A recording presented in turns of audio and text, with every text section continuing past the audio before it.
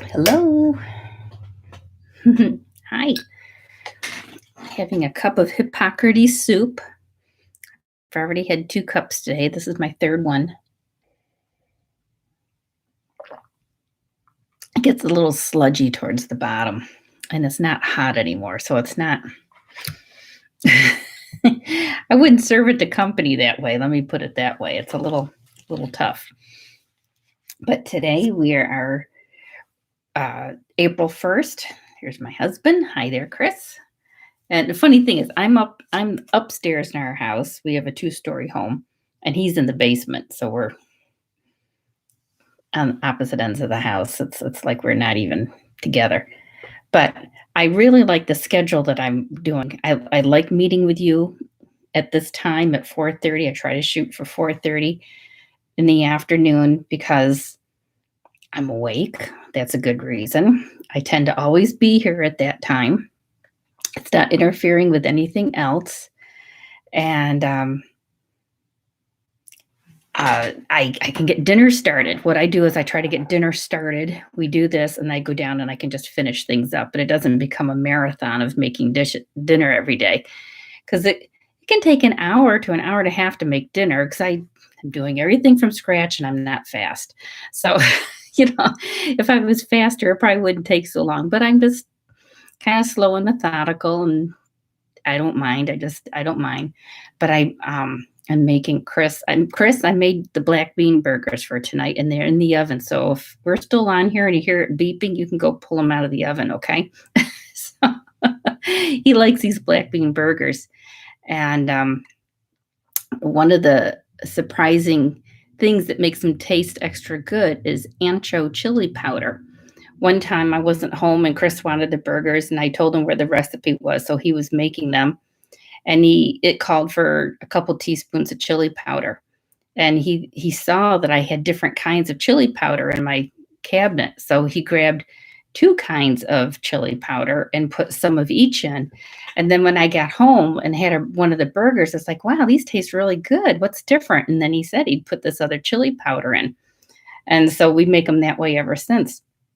And tonight, Chris, I put some of that Montreal steak seasoning in the homemade blend. So we'll see what that does to it. We'll see if that makes them any different as well. Um, I make my own blend of Montreal steak seasoning instead of the one from the store, which has mysterious ingredients in it. So we'll see if that makes them taste good. So SK, okay, SK. What is your name, SK? Because I'm making myself a little cheat sheet here.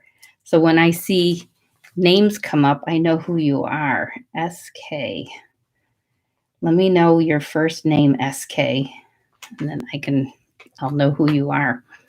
You said, how was yesterday's Hippocrates soup? Well, I'll tell you, it's good. I'm drinking it right here. This is my 3rd cup today. But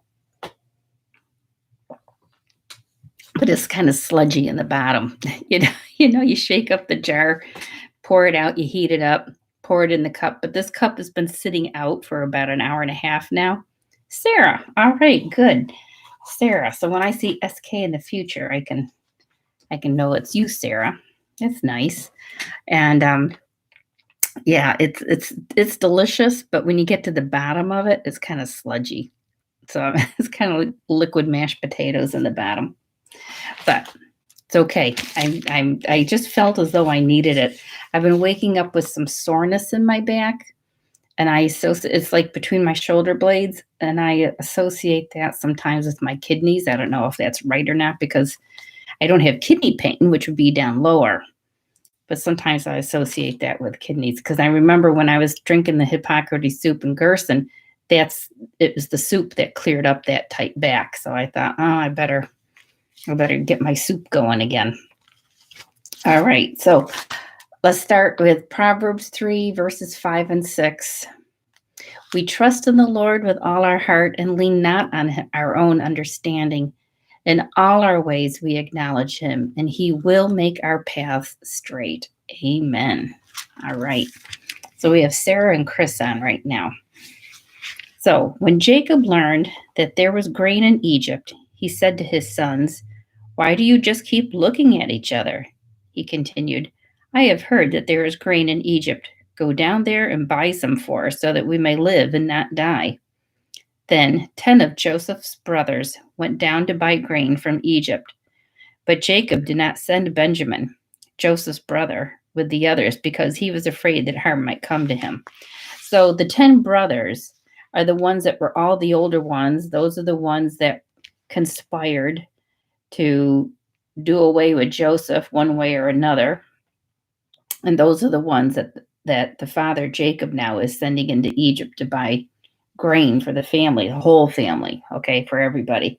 And Benjamin is the one that, when Rachel died in childbirth, Benjamin is the one that she had just given birth to him and died. So Benjamin is special to Jacob because that was his favorite wife, her youngest, and it was Joseph's younger. He just really had a thing for Rachel. He really preferred Rachel, and he preferred her children, so her 2 boys.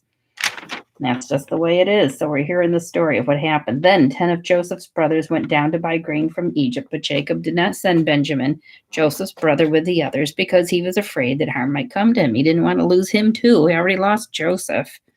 So Israel's sons were among those who went to buy grain. For the famine was in the land of Canaan also. Now Joseph was the governor of the land, the one who sold grain to all its people. So when Joseph's brothers arrived, they bowed down to him with their faces to the ground. As soon as Joseph saw his brothers, he recognized them. I wonder how many years it's been. I think he left. Remember, Pharaoh put him in charge after the dream. He was 17 when he was sent there. Let me think. He was 17 when he was sent there. And they said he was 30 when Pharaoh put him in charge. So he was 30 and 15 and 15. So that was 12, 13. That was 13 years. And then another 7 years until the famine. The famine didn't hit for 7 years because they had 7 good years. So this is like 8 years later because they've had a year of famine now. So 17 and 8.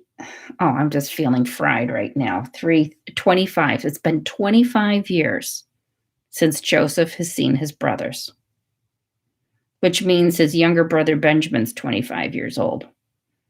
No, was he born after Joseph left? I forget. Don't know about Benjamin, but anyhow, it's been 25 years since he's seen his brothers. I think that's amazing that he recognizes them after all that time.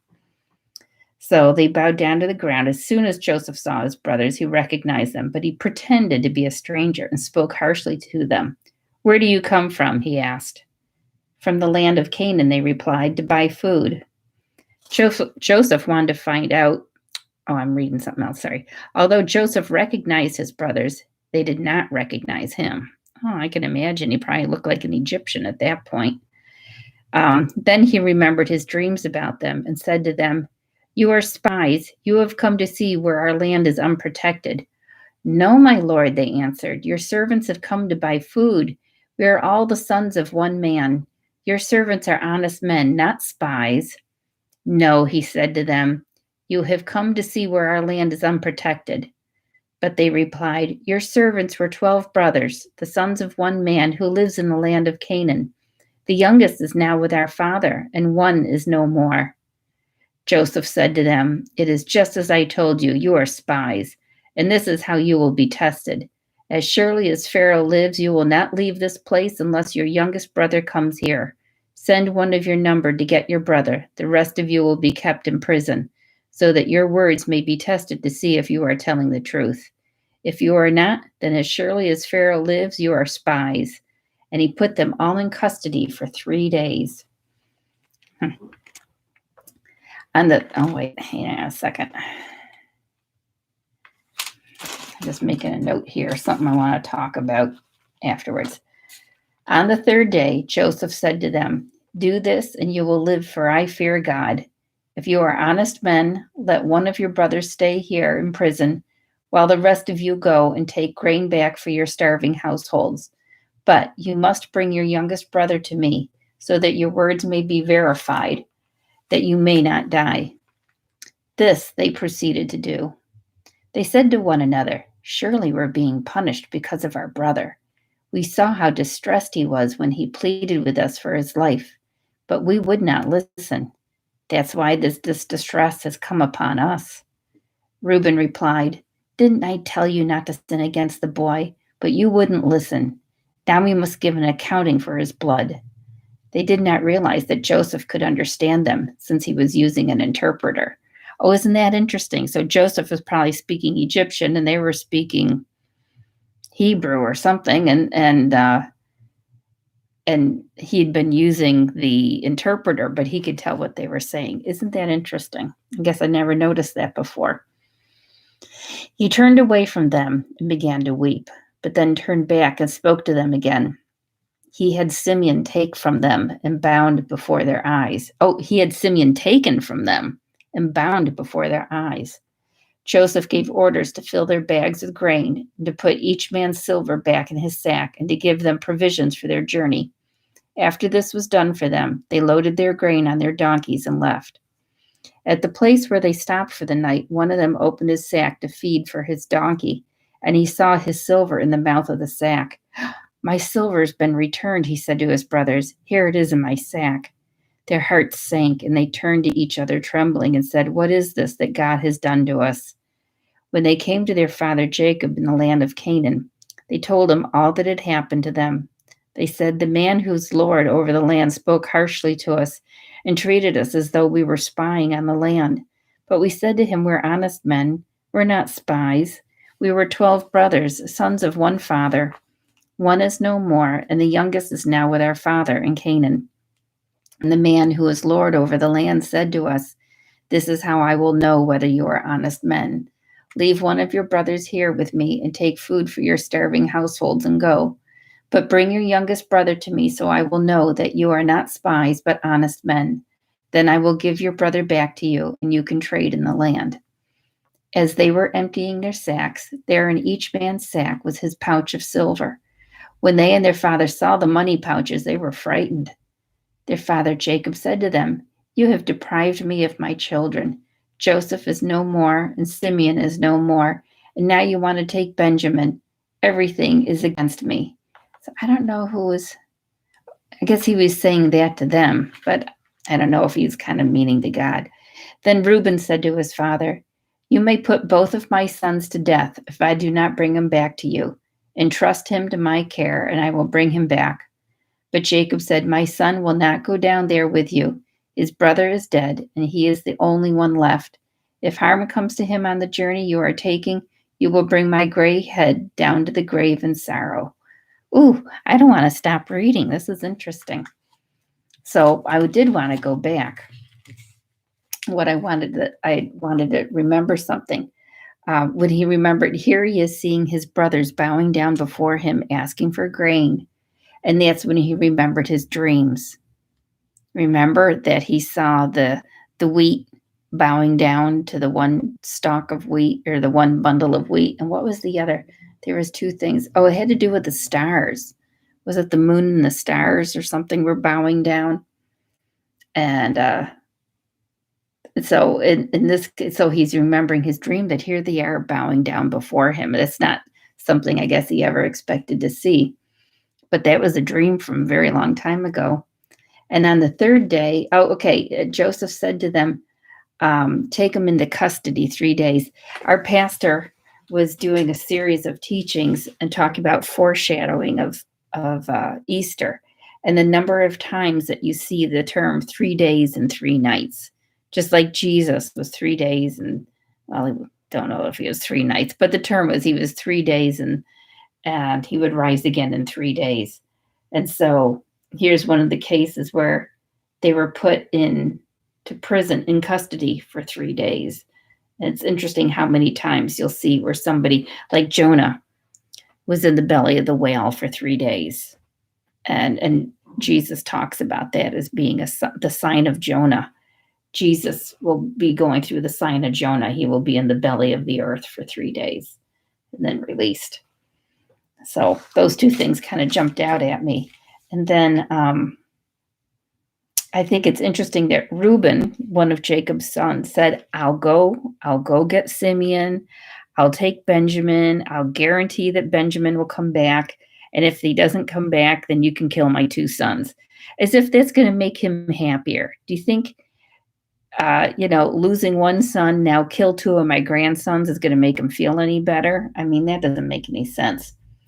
I mean, I know he was trying to make it a promise that he would do his best, and you can take my own children in place of yours if that should happen, but that doesn't solve anything, does it? It doesn't solve anything. Now let's kill someone else you love to make up for the other one you love. That's goofy. So anyhow, so who all's on here today? You gonna say hi today? I know I have Sarah here today, and Chris. Who else do we have? You gonna say hi? We haven't had a lot of discussion in a while, so maybe we need to have some discussion. Anyone have any thoughts on this? Oh, I've got bean mush on my arm. Anyone have any thoughts on this?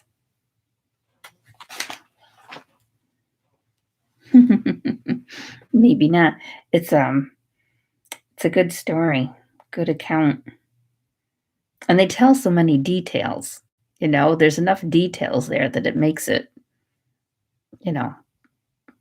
interesting. It's not just a plain account. It's like there's the emotions there. They tell how Joseph was really upset when he saw his brothers. Oh, there's Roberta. Roberta?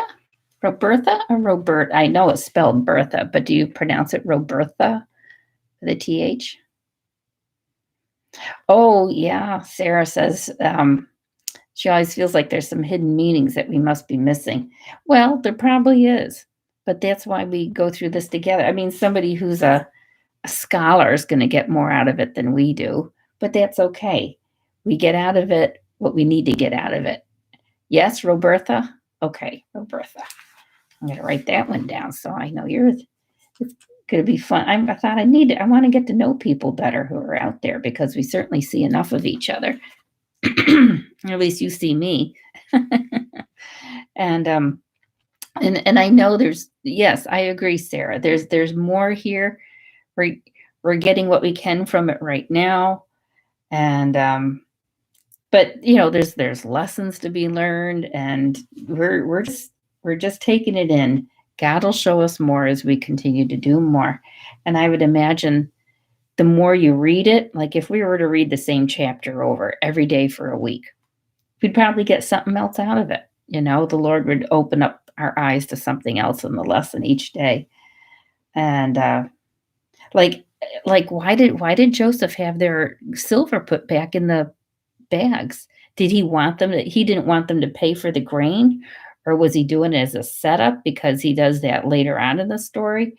Why did he put the silver back in there? I'm not exactly sure why he did that. If he did it as a gift, or as he did it to get him in trouble, because he's toying with them. I don't understand why he's toying with them. I mean, has he forgiven them? Has he not forgiven them? Is he, why is he, he cared, and I guess on one level he cares for him, and on the other level he's messing with him for a bit, because he's like a cat with a mouse. He's messing with him for a bit, and I don't know why. So because he does want to be reunited with him. He does. We know that towards the end. So that poor father, what he went through, Jacob. Well, we're going to stop reading. It's hard. I would love to keep reading. We'll see what tomorrow brings. Maybe we'll read 2 chapters tomorrow. We'll see how that goes. I think it's good for us to not rush it, just because there's so much to think about. And I don't have my little book in here again today, because I've taken it in next to the bed, and Chris and I are reading out of it at bedtime now, and I forgot to bring it back in. So I will have the little book tomorrow. We'll continue reading about the proclamations as well, because I think that's a good little side study where we can apply God's word in a very practical way into our lives. So, all right. Well, then we will end tonight, and we'll see you tomorrow. Thanks for stopping by. Bye bye.